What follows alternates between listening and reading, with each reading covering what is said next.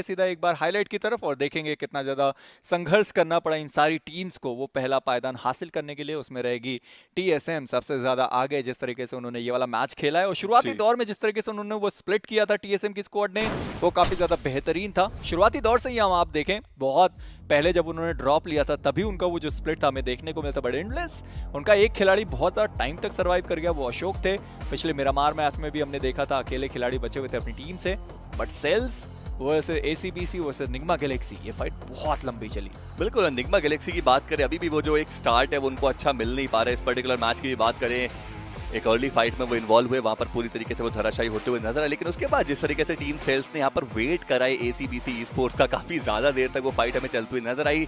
Chicken रशर्स के एक clear काफी ज्यादा ऊपर से उन्होंने अपनी ये भी जो जंप है वो मारी जरूर से थी और डाउन होते हुए नजर आए। बिल्कुल यहाँ पर अटेम्प्ट किया था उन्होंने और वो सक्सेसफुल भी रहा, डाउन होते हुए नजर आएंगे। बट उसके बाद जिस तरीके से टीम एसीबीसी को बैकफुट पर ढकेला गया टीम सेल्स के द्वारा, काफी ज्यादा बढ़िया वो गेम प्ले आया। हालांकि काफी देर तक फाइट चली, but again towards the end जीते वो जरूर। बट क्या वो जितने फिनिशेस देकर के गए हैं वो काफी रहने वाले हैं? क्या वहां पर जोन के अंदर जाना एक बेहतर ऑप्शन हो सकता था? ये सारे सवाल हैं जिनके जवाब हमें जब फाइनली ओवरऑल स्टैंडिंग्स हमें देखने को मिलेगी तब पता चलेगा। बट आर ई स्पोर्ट्स शुरुआत इनकी भी ठीक ठाक हुई जरूर से थी, बट अगेन वो जो कन्वर्जन्स हैं वो एक बार फिर से नहीं आए। अच्छे बिल्कुल, but R e sports versus opt की फाइट बेहतर थी। एक आखिरी प्लेयर डेंजर बचे हुए थे अपनी टीम से।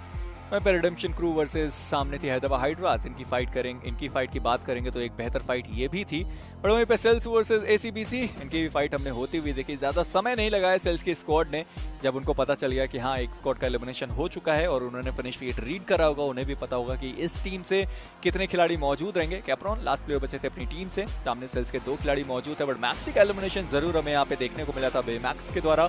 एक बढ़िया ग्रेनेड कुक करके उन्होंने थ्रो करा था, बट इतना ज्यादा ओपन से वो रोटेट कर रहे थे। कैरी का वो स्प्रे, लेजर स्प्रे और इसी के साथ एक नॉक निकाला था। बट यहाँ पे आप देखें वो जो व्हीकल पलटी है और इसी के साथ व्हीकल का जो ब्लास्ट था वो भी हमने देखा। रॉकस्टार डाउन हुए थे बट बड़े आसानी से उनको वहां पे बचाया जा सका।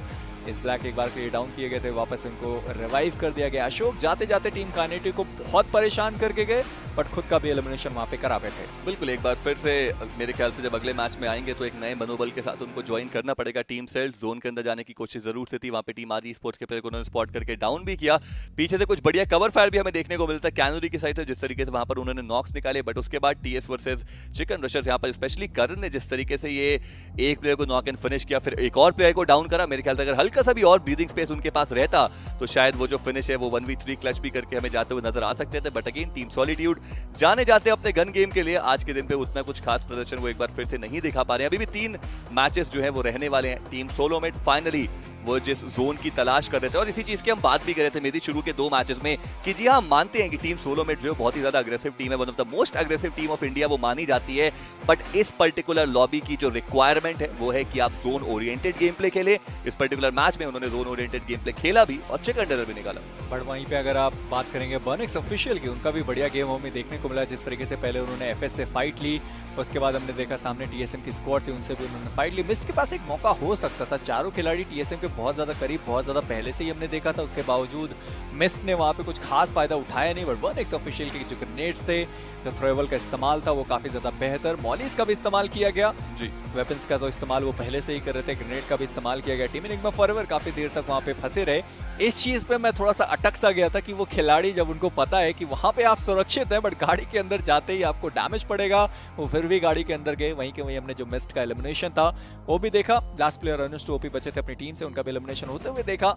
इनजो एक बार के लिए चूक गए थे और वापस खड़े होकर उन्होंने शॉट्स दिए, वहीं के उनका खात्मा होते हुए हमने देखा। एस ब्लैक एक बार के लिए कोशिश कर रहे थे सर्कल के अंदर जाने की, बट विलन ने स्पॉट किया। बर्निक्स ऑफिशियल एक बढ़िया मैच उनके लिए जाता हुआ। बिल्कुल एक मच नीडेड मैच था ये। टीम बर्निक्स की बात करें, टीम सोलोमिट की बात करें, वहीं हैदराबाद हाइड्रास उनके लिए भी एक मच नीडेड मैच जरूर से था।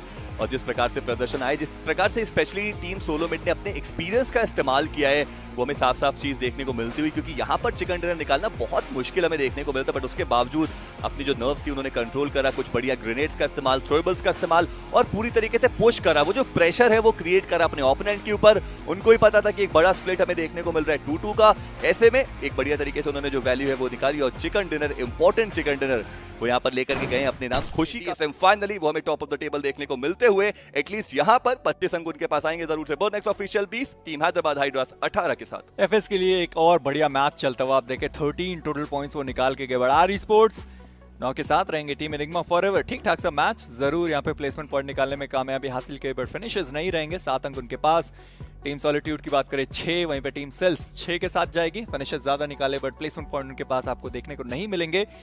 जहां तक कैलकुलेशन सही है तो 3 मैचों में टीएसएम के पास टोटल 27 अंक आपको देखने को मिलने वाले हैं। क्या उतना इनफ रहेगा आने वाले 3 मैचों के लिए, देखेंगे किस तरीके का जो उनका प्रदर्शन है वो हमें देखने को मिल सकता है। बट चलेंगे दूसरे पेज पे, देखेंगे दूसरे पेज पे बाकी 8 टीमों को, उनका जो प्रदर्शन है किस तरीके से रहा। मिस्ड 5 फिनिशेस के साथ टोटल 5 अंक के साथ जाएंगे। एसीबीसी पिछले 3 मैचेस उतने ज्यादा बढ़िया नहीं रहे हैं उनके।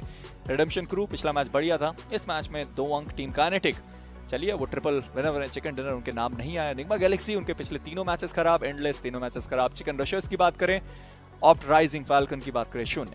बिल्कुल, यहाँ पर अभी भी काफी सारी टीम्स हैं जिनको कमबैक करने की जरूरत रहने वाली है। चलेंगे सीधे आईक्यू एमवीपी की तरफ और देखेंगे वो कौन से खिलाड़ी रहने वाले। इस बार वो रहेंगे फ्लैश ओजी। टीम सॉलिट्यूड के 4 फिनिशेस निकाले। डैमेज की बात करें 765 का, 1 हेडशॉट का कनेक्शन, 1 असिस्ट हमें देखने को मिल जाएगा और सर्वाइवल टाइम रहने वाला है 21 मिनट 25 सेकंड का। चलेंगे इसके बाद टॉप 5 प्लेयर्स की तरफ और उस फहरिस्त में जुड़ते हुए नजर आएंगे आर स्पोर्ट्स के कैनरी। 3 फिनिश निकाले हैं, 846 का डैमेज।